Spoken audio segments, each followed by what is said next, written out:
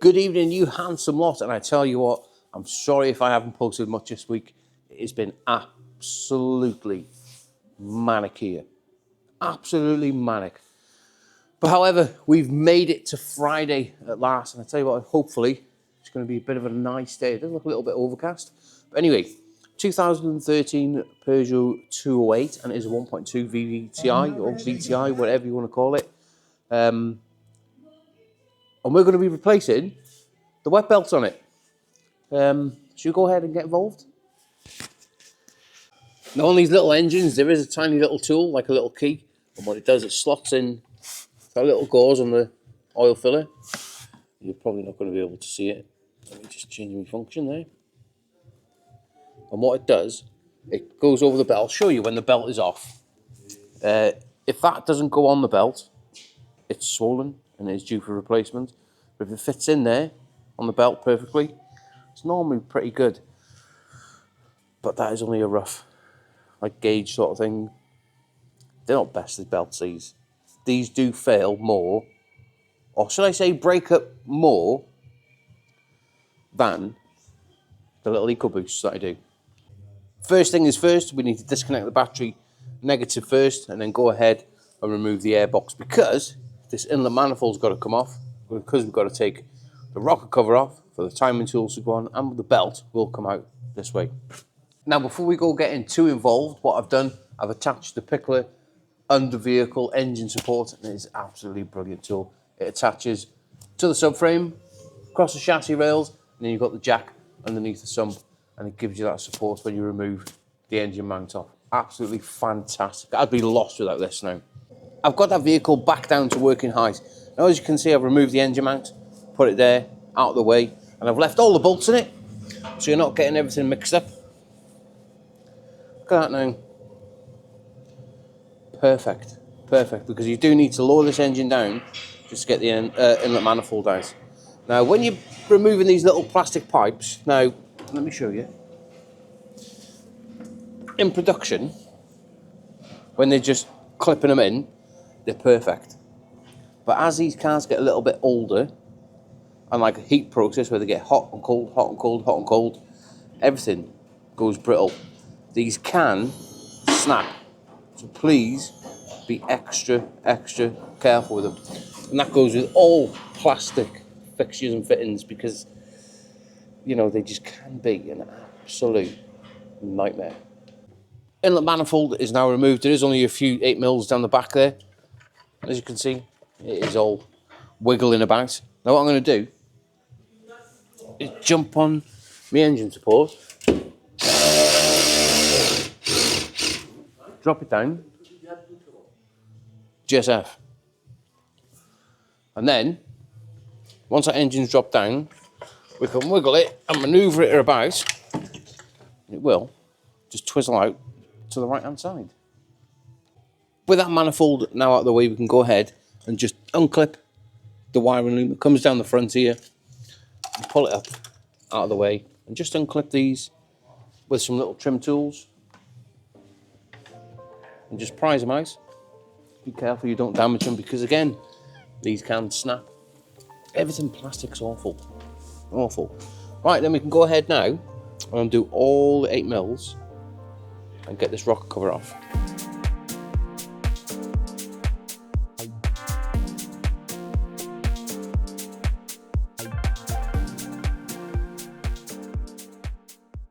Right, now with that rocker cover now removed, we do need to go ahead and get this engine timed up. And what we're going to be using is a laser master kit. Comes with everything for the 1 litre and the 1.2. And don't forget, where is it? This is UK made. Made in Sheffield. And of course, we've got Jamie here from Laser Tools, and he is going to help me set this timing up. Right, before we take this vehicle up in the air, what I need to do is just remove the inner wheel arch. Just spin that wheel there, just to give me a little bit better access to the crank pulley. Right, let's crack on. Now I've got this inner wheel arch off, we've got our battery ratchet now, and lower that engine down. Look at that. Brilliant. Right, now we do need to take the water pump belt off. Now it is a stretch belt. What we're going to do, I'm not even going to try and remove it. Where's my cutters? Yeah. I hope it's the right belt when it turns up. We just might look on a Friday, won't it? Right, and that is one belt off. That belt is off. I've also gone ahead and removed the 3 bolts out of the crankshaft pulley as well. Now what we need to do is time this crank up. Now there is a tool that goes in through the bottom of the gearbox and it slots in to the flywheel. And what I'm going to be doing is getting on at 18, I think it's an 18 or a 17, and turning the crank, and then you will, if you put a little bit of pressure on it, it should just go click. And I need to get some gloves on. Right, now with that flywheel locking tool now in place, as you can see, that engine is locked. There's a little dimple on the crank. And you would have thought it would have been 12 o'clock or 6 o'clock. But no, it's at 3 o'clock. And what we're going to do, put a little pen, because we like reference, don't we?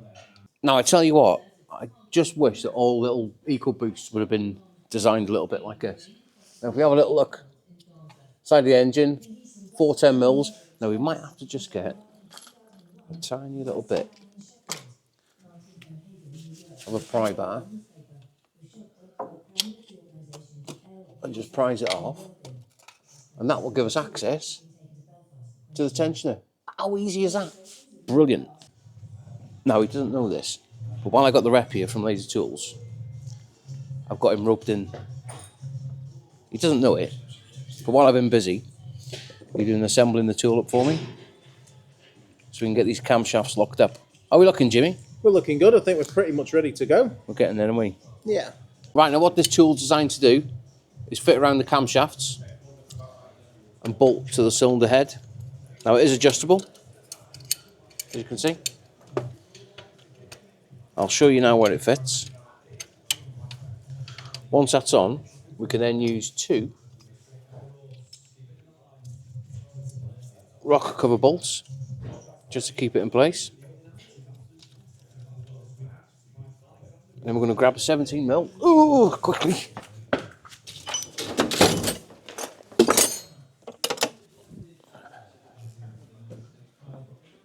A little 17 mil. And just snip it up. And them camshafts are now locked in place. And it fits on the camshaft a little bit, like that. Right, let's take this engine up now and get the crank bolt off. Right, now there is another tool which bolts to the crankshaft pulley. Now, what it does, it counter holds it when you're undoing it or tightening it up. And what I'm going to do, my bar and get my gun on it and just buzz it off. Once we've gone ahead and taken that crankshaft bolt out, 10 mil on the tensioner, and then hopefully that should just pull out a little bit like that. With everything now removed, I've gone ahead and taken the tensioner off and also the roller, and then we can lift that belt up and just pull that out like that, and then we can drop the car down and get that timing belt out. Now it's time to get this timing belt out. Easiest way to do it, twist the belt around and fish it out through the middle of the camshafts. A little bit. A little bit like that. I tell you what, that belt isn't in that bad of a condition, really. No, it's not bad at all. But there is some, I don't know. There is some slight cracks in it. Turn it over. There is some delamination, but we are going to have to take the sump off and clean that oil pickup up anyway. Should we go ahead and get this new timing belt on now? My preferred timing belt of choice is INA Schaeffler. I've fitted hundreds, thousands of timing belts over the years and never had any problems with them at all. Got new tensioner, new roller. Roller? New word. New word unlocked today. Roller. Right, should we go ahead and get this timing belt put on? Well, I've gone ahead, put the new tension on. I've just left it slack for a minute. We've left this roll off. And we can go ahead now and put the crank pulley back in. Now you have got to be careful with it because it only go one way, can you see? That slots into the crankshaft. So we do have to sort of give it a wiggle, a jiggle, and it will. Will it go in? No. You do have to be careful with it, and also at the same time, you don't want to be damaging the crankshaft oil seal. And it will just slunk in. Another new word, slunk. That's it. That now is in place. With everything now back together, I put the crank bolt back in, just literally nipped it up with my finger so you can still move it. And we need to get on the tensioner, and you will see the little pointer coming in the middle. Once that's there, we can jump in and get it nipped up, or should I say torqued up.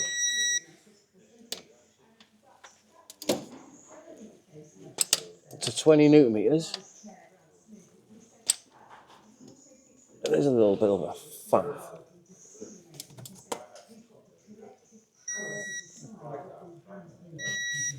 A little bit like that. And then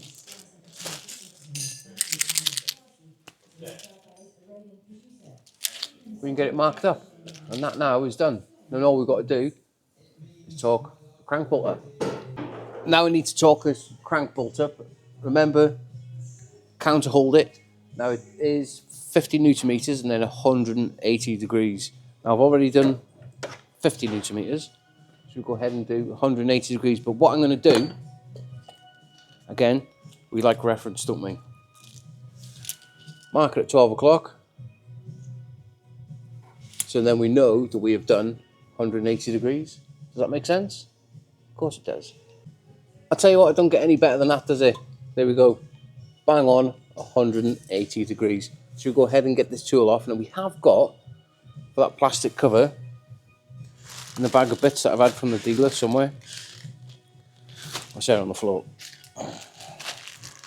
A new rubber seal for it. Pretty much now on the bottom end, everything is put back together. Now I have removed the tools. Now Jamie's kind enough. We finally found my Allen key. We've lost the Allen key for about 10 minutes. And it was just stuffed down the side there. Anyway, he's put the tools away for me and I'm going to jump on the crank now. Now rather than put the tools back on, just to make it a little bit easier for myself, we put a little line on each camshaft and also on the crank pulley as well. I don't know if you can see down there. Just at the top end, now you can't see. I'm going to wind this engine over.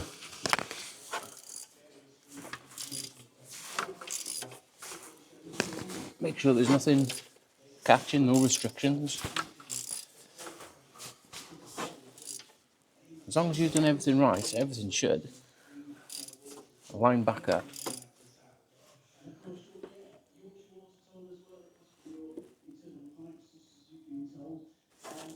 Perfectly. Can we see your little mark down there now? No. Can't see it, but it is all aligned up properly. Right. What we got here, Jimmy? We've got the new stretch belt fitting tool. Nice, easy one to use as well, as we know, Baz. Let's find out. It says easy. It says easy. Let's have a little look. Let's have a little look. How does it fit? So we put this on the pulley. We feed the belt just onto the first notch there. And as we start to turn the other pulley, it should line it up nicely for us. And then on the next revolution, where we've got this angled piece here, that'll put it nicely over and onto the pulley where it needs to sit. Simple. Like true professionals. Obviously. Right, pretty much everything down there is now sorted. I've put a new alternator belt, water pump belt on it. Well, Jamie put a new water pump belt on it. Now, before we put it all back together, we've got a lot of room. We're just going to pull the camshaft solenoids out and make sure that they're nice and clean. Now, I've got a funny suspicion that this has been done before because everything is nice and clean. It's either that or it has been well maintained. I'm going to give it a bit of a clean with some brake and clutch cleaner and also remove the intake one from around the back there as well. Well, them camshaft solenoids are now all clean, both of them, and they're like brand new. We need to go ahead and put the old rocker cover on, but we have got a brand new rocker cover gasket that we're going to get fitted to it. How's everybody's week been anyway? Have we all had a good week? What's everybody done? Anybody bought any tools? Let me know what you bought. That's the wrong way.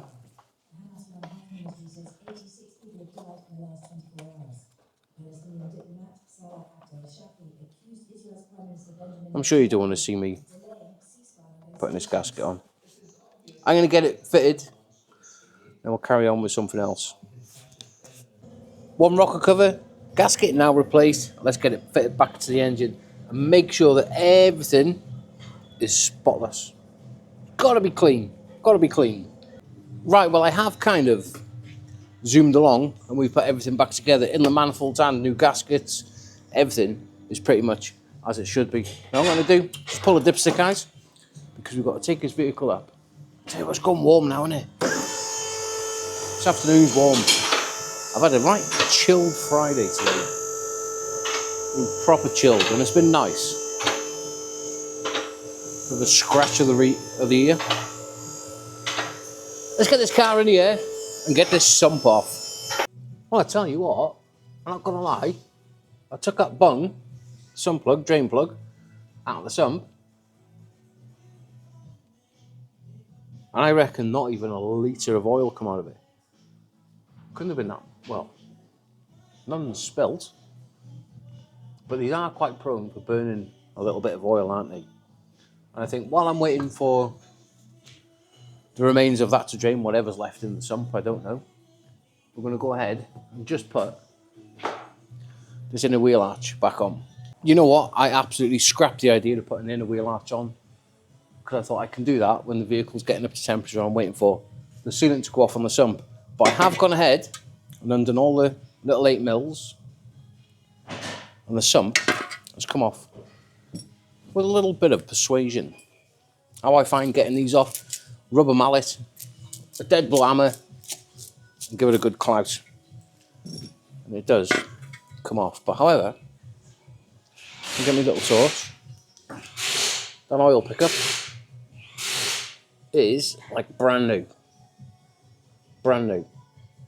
I'm still uncertain whether this has been done. There's no records of it. No records of it being done.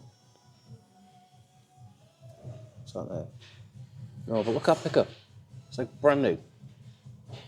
Well, unfortunately, I did order or ask to order a new sump for it, and it hasn't turned up. And it is Friday afternoon. But however, because we haven't really damaged this old one, it is going to be fit for purpose and we can reuse it again. So what I've done, cleaned everything up. As you can see, it is like brand new in there. I'm going to use some BJ sealant, put a nice bead of it all the way around. And now with it being a little bit warmer today, this sealant isn't going to take as long to get a little bit of a skin on it. Now don't forget to put a tiny little V. That does make a big difference. If you're new to the channel, putting a V in your sealant, that does make a massive, massive difference. And also, clean all underneath the engine down as best as I can. And it is like, well, it's like brand new. And you'll want a bead a little bit like that. All the way along. Now in this one corner here, I have just put another bead of it because it does fit here and it's quite a large area. But anyway, we're going to give this now a couple of minutes, get it on and get it torqued up. Now you know my little tip that I use with these dowels for the EcoBoost timing covers? we're going to use it on this sump as well. And that's going to guide us. Get ready to put your hand there, Steve. Oh, can I do it one-handed? That's going to guide it up. Keep it in place. Well, Steve holds his hand there. And I can go ahead and put a couple of 8mm in it. Sumperoonie is now back on. And of course, we've put a brand new oil filter. Now we're going to give that an hour or so to go off. And in the meantime, we will be putting that back on. Well, it's been about an hour now. I've cleaned all the blacks down. All the levels are okay. We put some fresh oil in it. Wheel arch is back on. Now, I've also checked to see how many litres the engine oil takes, and it is 3.3 litres. Yeah, such a small engine, aren't they? Right, should we go ahead and get on the key and give it a big start? I can tell you what, it has gone hot this afternoon. Let me turn this bloody jukebox off. Ooh. Right. Now, I have already put the ignition on and checked to see if we've got any fault codes with the new launch Euro. And everything seems to be hunky-dory. We do need to reset the service light because it's minus 400 miles. So we get on the key and give it a big start. There we go. We're now up and running, ticking over, no warning lights. Sounds like a little singer. I am more than happy now with this little engine. It's sounding perfect. Sounding nice and healthy. It should last the customer a few more miles.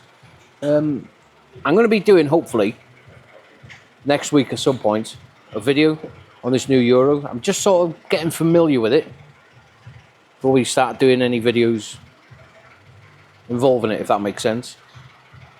I am liking this, but I still like my Euro Tab 3. But anyway, that's a story for another day. But anyway, if you have liked or you've made it this far and you've liked the video, please don't forget to hit that like and subscribe, and I hope you all have an absolutely mint weekend. Take it easy, let's get assembled.